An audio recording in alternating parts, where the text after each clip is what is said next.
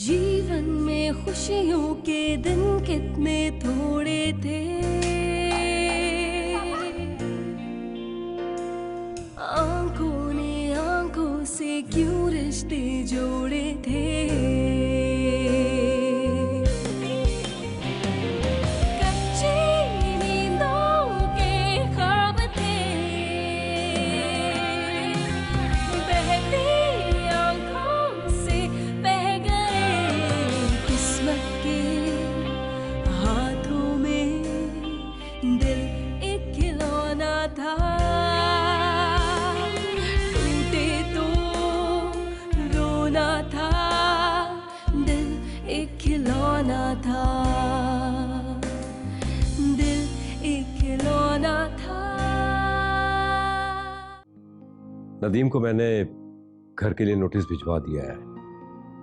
इंशाल्लाह बहुत जल्द वो घर आप लोगों का हो जाएगा। क्या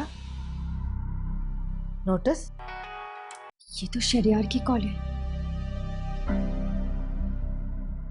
हेलो मम्मी, ये क्या तरीके, शहर में अपना घर होने के बावजूद होटलों में या दूसरों के घर में रहना, ये मेरे साथ ज्यादती नहीं है। और ऊपर से ये लीगल नोटिस।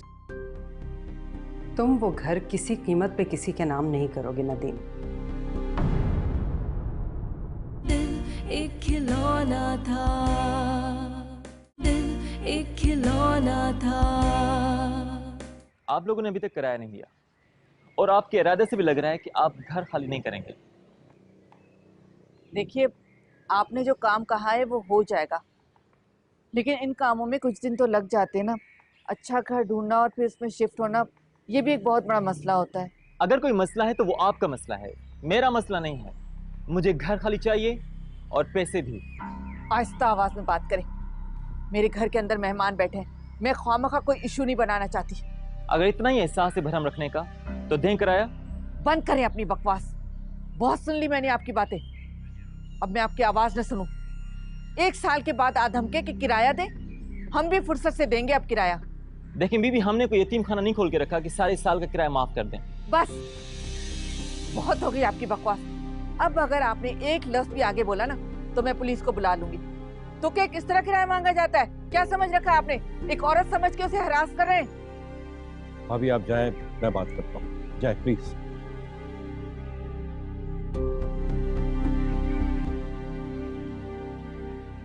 आप फरमाए।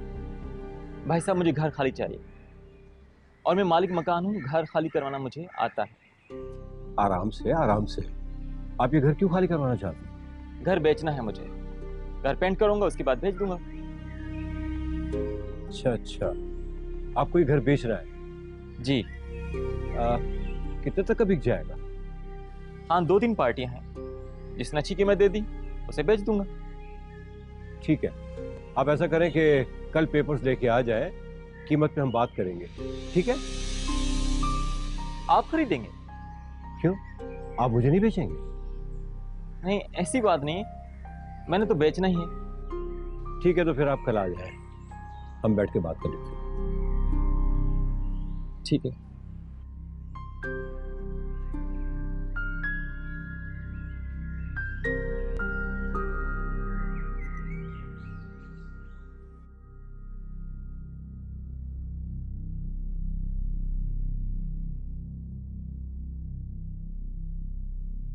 Good morning mister Zafar. इस रूम में क्या देख रहे हैं? यही कि कोई सबूत मिल जाए। आप जैसे लोग कोई सबूत थाली में सजा के तो रखते नहीं हैं कि देखने से दिख जाए, बल्कि आप तो उन लोगों में से हैं जो वापसी पे अपने कदमों के निशान भी मिटा के चलते हैं। ओह यस, चलें, इस बहाने कम से कम मेरी कोई काबिलियत तो माने आप। अब तो आप खुद कंपनी की ओनर बन गई हैं, जब मर्जी आएं, जब मर्जी जाएं, जिसको चाहें केमिकल दें और जितना चाहें कंपनी का नाम बदनाम करें। देखो मिस्टर जफर, ये जो मैं तुम्हारी रही सही इज्जत करती हूँ ना, सिर्फ नदीम की वजह से। ऐसा ना हो कि मैं वो भी करना छोड़ दूं। वैसे भी तुम तो जानते हो ना इस कंपनी की ओनर ना सही, ओनर की मिसेस तो हूँ। माना कि आप सियासत बहुत अच्छी करती हैं, लेकिन इतने दबे लफ्जों में धमकी क्यों दे रही हैं? जरा खुल के बात कीजिए।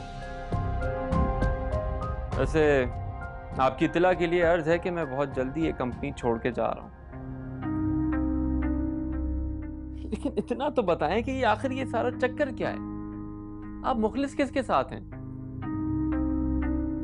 नदीम के साथ या फिर शहरयार के साथ? अपने शौहर से। वैसे ये अच्छी खबर है कि आप कंपनी छोड़ के जा रहे हैं। थोड़ा सा दुख तो होगा, बट चलो, I'll manage it, it's okay। Company तो मैं छोड़ दूंगा, लेकिन आपकी असलियत सबके सामने लाने के बाद। मेरी हकीकत आपको खोलने की जरूरत नहीं है।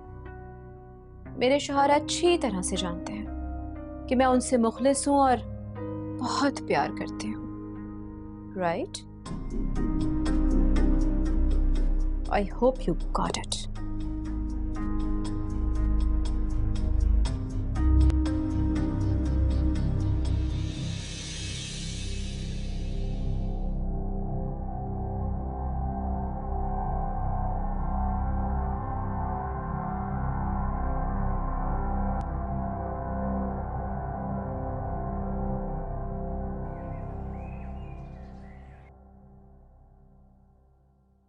मैं भी तुम्हें बुलाने का ही सोच रहा था। अच्छा, देख लीजिए, आपकी सोच भी मुझे पैगाम दे जाती है। डैडी ने ये नोटिस भिजवाया है, मैं डिफेंस वाला घर उस फैमिली के नाम कर दूं जहां मैंने पहले शादी से इनकार किया। क्या मतलब? यानी वहां शादी नहीं हुई तो घर उन लोगों के नाम कर देंगे आप? ये क्या बात हुई? और वैसे भी माहीन से शादी किए हुए तो आपको बहुत अरसा हो चुका है, उन्हें अब ख्याल आ रहा है? ये बात तो मुझे समझ नहीं आ रही कि उन्हें अभी ये ख्याल आ रहा है। फिर आपने क्या सोचा? मेरे लिए 2-4 करोड़ का घर बाप से बढ़कर नहीं है। घर क्या, मैं तो ये पूरी कंपनी उनके नाम कर दूं। लेकिन अगर वो मुझसे ये सब बाप की हैसियत से कहते तो वो मुझसे मिलकर भी तो ये कह सकते थे। चले मिलकर ना सही, फोन पर ही कहते थे। और किसी गैर की तरह ये नोटिस भिजवा दिया। बस ये बात मुझसे बर्दाश्त नहीं हो रही। नदीम, आप ये घर उन्हें नहीं देंगे।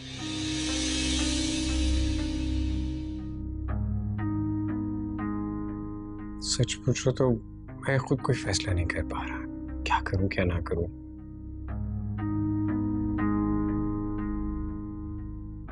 जब इंसान कोई फैसला नहीं कर पा रहा होता ना नदीम, तो फैसले का वक्त बढ़ा देना चाहिए। वैसे भी नदीम, आप कौन सा अभी घर उनके नाम करने वाले? एक काम कीजिए ना, हो सके तो अंकल से मुलाकात कर लीजिए ना। हो सकता है आपकी परेशानी का कोई बेहतर हल निकल आए। नहीं, मैं अगर उनसे मिलूंगा तो उनकी वो देरीना ख्वाहिश फिर से जाग उठेगी कि बस उस लड़की से शादी कर लूं।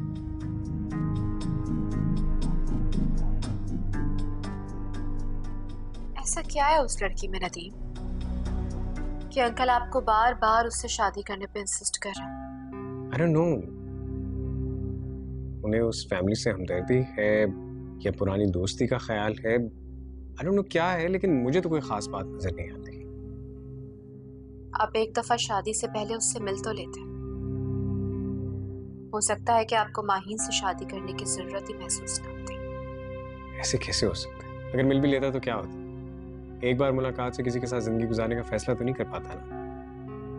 अच्छा, माहीन से कितनी मुलाकातों के बाद आपको अंदाजा हुआ था कि आपको उससे शादी कर लेनी चाहिए? माहीन की बात कुछ और थी। माहीन थी ऐसी कि पहली मुलाकात में ही मेरे दिल ने ये फैसला कर लिया और मैं अपने दिल के फैसले पर इनकार नहीं कर सका। और फिर आपका दिल उस फैसले पे कायम भी तो नहीं रह सका। ये दिल के मामले बड़े अजीब होते हैं। इंसान जब किसी से मोहब्बत करता है तो वो दिल में हमेशा रहती है। हाँ, लेकिन दिमाग और हालात कभी कभी इजाजत नहीं देते कि ऐसे में दोबारा अपनी जिंदगी में किसी और को लाया जाए। जी बिल्कुल, समझ सकती हूँ मैं कि आप क्या कहना चाह रहे हैं।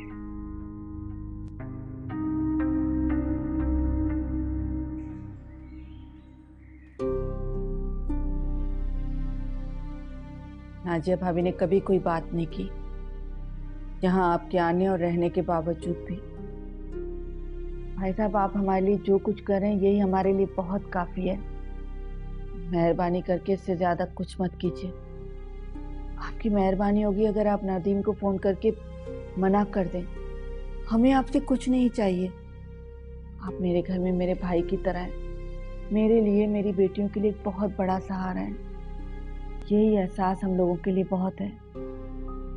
अभी आप बार बार एक बात को क्यों दोहराती है? मैं जो कुछ भी कर रहा हूँ अपनी खुशी से कर रहा हूँ, इसलिए आपको ऐसा कुछ नहीं सोचना चाहिए। और जहां तक नाजिया की बात है तो वो अपने खानदान वालों से भी कम ही मिलती है। ये हकीकत है कि यहाँ भेजने में उसका बहुत बड़ा हाथ है। वो मुझे बार बार कहती रही कि खुद को कोसने के बजाय कराची जाए और जमाल भाई और उनकी फैमिली को ढूंढे। वो खुद भी यही चाहती है, ऐसी कोई बात नहीं है।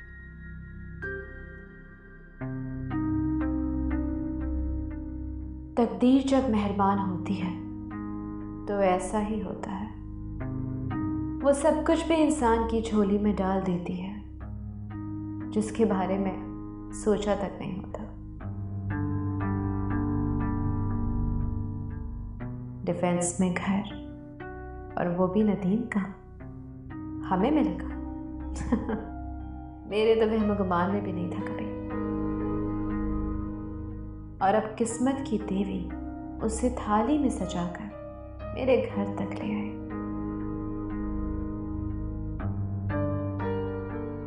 और देखो, नदीम मुझे से पूछ रहा है कि अब क्या करें। वाह रे वाह, किस्मत के खेल। लेकिन अगर नदीम या अंकल को ये पता चल गया कि मैं ही वही लड़की हूं, तो फिर तो सब कुछ हाथ से निकल जाएगा। नहीं, मुझे बहुत संभल के रहना होगा और दोनों को भी बहुत संभाल के रखना पड़ेगा।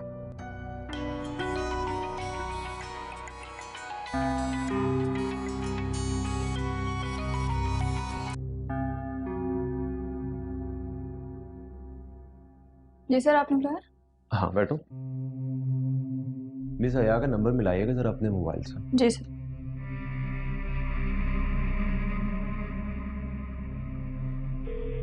सर बेल जा रही है। लाओ मुझे फोन।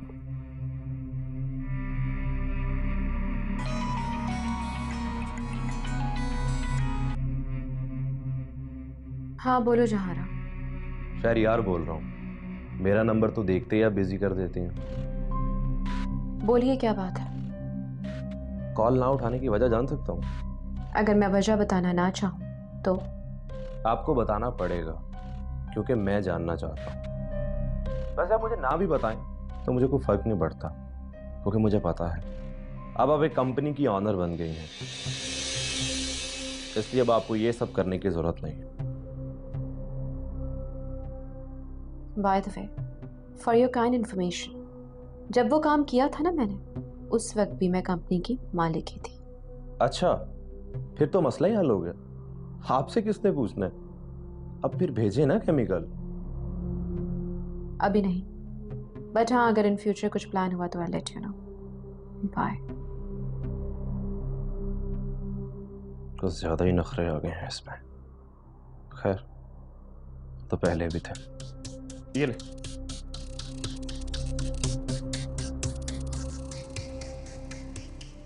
मम्मी, अब हम क्या करेंगे? इस घर के मालिक मकान तो हमें इस घर से निकाल कर ही दम लेंगे। मेरी तो खुद समझ में कुछ नहीं आ रहा। हया ने भी अभी तक कोई जवाब नहीं दिया है। वैसे तुम्हारे अंकल कह रहे थे कि वो ये घर खरीद लेंगे। ये घर? मगर अंकल हमें ये घर देना क्यों चाहते हैं? वो तो हमें वो डिफेंस वाला घर देना चाहते हैं ना। वैसे एक बात है, अंकल ने अगर हमें वो वाला घर दे दिया ना तो बहुत अच्छा हो जाएगा। मुझे बहुत अच्छा लगता है डिफेंस में रहना। बेवकूफी की बातें मत करो सहरिश, बात समझने की कोशिश करो। देखो ना, नाजिया का रवैया हमारे साथ बाज़ाहिर तो बहुत अच्छा था। मैं तो ये समझती रही कि वो हमारी बहुत इज्जत करती है, लेकिन वो सब दिखावे का था। अब तुम खुद सोचो, अगर तुम्हारे अंकल ये घर खरीद के हमें दे देंगे तो वो क्या सोचेगी हमारे बारे में? मगर हमें उनसे क्या लेना देना? हमें तो ये घर अंकल दे रहे हैं ना, तो बस। मम्मी, आप बस ये सोचें कि हमें डिफेंस में एक घर मिल जाएगा, वो भी हमेशा के लिए। ठीक है, मैं सोचती हूँ इस बारे में और हया से भी मशवरा कर लूंगी। आप हर बात का मशवरा बस हया से करें। मैं तो जैसे पागल खाने से उठ कर आई हूँ। खुदा के वास्ते सहरिश, अब फिर से शुरू मत हो जाना। हर वक्त हया की बुराइयां। ठंडी चाय ले आइयो। बात हया कुछ ज्यादा ही हाथ से फिसल रही है। मैंने तो पहले भी कभी ये नहीं सोचा था कि वो हमारे साथ है। सर, वो बहुत सेल्फिश लड़की है। ऐसी लड़कियां कभी भी किसी को भी धोखा दे सकती हैं। इससे बड़ा सबूत क्या होगा कि उसने अपने ही हस्बैंड की फैक्ट्री का केमिकल हमारे साथ एक्सचेंज कर लिया। ऐसे हर काम के पीछे कोई ना कोई लालच जरूर होता है फाहद, मगर मुझे एक बात की समझ नहीं आई। अगर उसे पैसों का लालच है तो वो तो एक कंपनी के ऑनर की बीवी है, और भी तो बहुत सारे रास्ते हैं। वो यही क्यों कर रही है? सर, इस वक्त तो मेरे दिमाग में एक ही बात आ रही है। मुझे नहीं लगता कि वो हमारे साथ काम करेगी। काम तो उसे करना पड़ेगा फाहद, और हर सूरत में करना पड़ेगा, वरना मैं उसे किसी भी काम का नहीं छोड़ूंगा।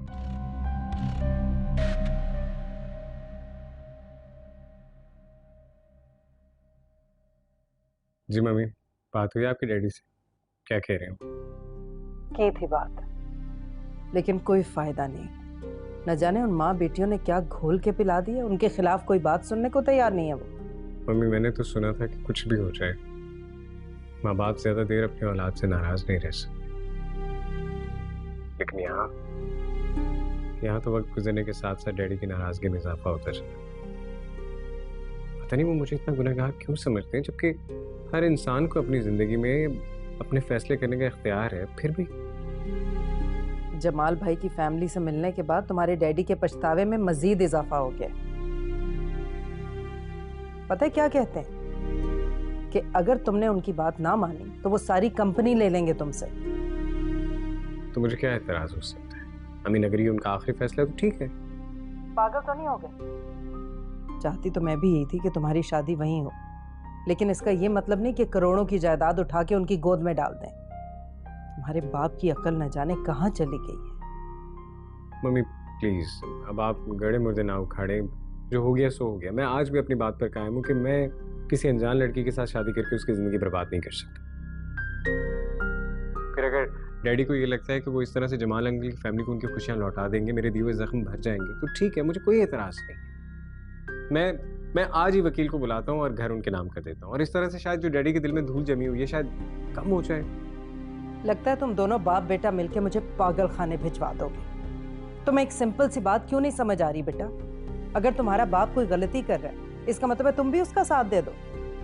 वो लड़कियां हैं, जो कुछ तुम लोग उनके लिए करोगे उसका फायदा वो उठाएंगे जहां वो ब्याह के जाएंगी। इतनी सी बात तुम्हारी समझ में नहीं आ रही। ये हमदर्दी नहीं है, सरासर अपना नुकसान है बस। मैं क्या करूं मम्मी, मुझे तो कुछ समझ ऐसे लग रहा है जैसे बीच मझधार में फंस कर रह गया। एक तरफ डैडी लीगल नोटिस भिजवा रहे हैं, आप मना कर रही हैं, मुझे कुछ समझ ही नहीं आ रहा किसकी मानूं किसकी ना मानूं। अच्छा ठीक है, जल्दबाजी में कोई ऐसा वैसा कदम नहीं उठाना, मुझे सोचने दो क्या करना है, मैं बताती हूँ। जी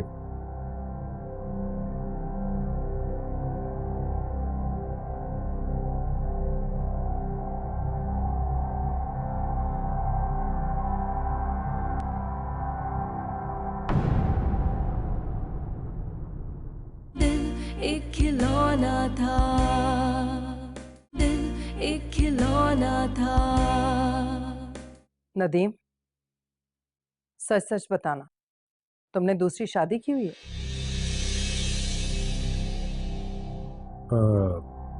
जी मैम, उन्होंने आपकी आवाज रिकॉर्ड कर रखी है और केमिकल एक्सचेंज करने की वीडियो बना रखी है। क्या? नफरत है मुझे उन जादूगरनियों से। न जाने क्या घोल के पिलाया आपको। आपको कोई और नजर ही नहीं आ रहा, उन्हीं के कसीदे पढ़े जा रहे हैं। ठीक है ना, लेकिन यहाँ आते ही अपने बेटे से वो घर मुझे दिलवा देना। जीवन में खुशियों के दिन कितने थोड़े थे, आंखों ने आंखों से क्यों रिश्ते जोड़े थे।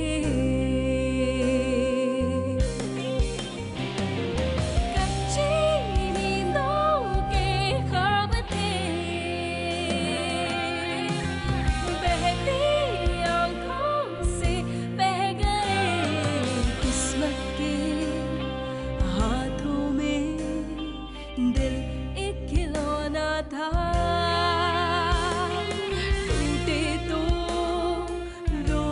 था, दिल एक खिलौना था।